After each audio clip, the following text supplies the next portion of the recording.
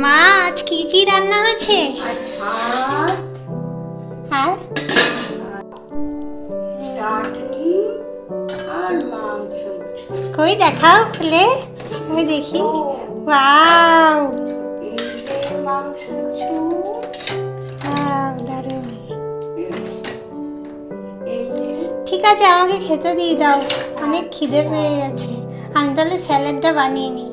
হ্যাঁ, চলে এলাম ঝটপট স্যালাড বানাতে। আমি স্যালাডটা বানিয়ে নিই। আজ আমার খুব চাইনিজ স্যালাড বানাতে ইচ্ছা করছিল, তাই আমি শসা, গাজর, পেঁয়াজ সব কিছু কেটে তার মধ্যে দই দিয়ে, বিট লবণ দিয়ে আর গোলমরিচ গুঁড়ো দিয়ে, লেবু দিয়ে বানিয়ে নিলাম চাইনিজ স্যালাড। এবার তো আমি যাব মাংস ভাতের থালি খেতে।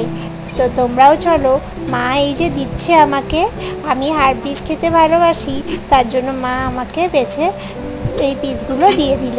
তো আমি বসে গেলাম খেতে, ভাত, আলু পোস্ত, চাইনিজ স্যালাড আর মাংসর ঝোল দিয়ে ভাত খেতে।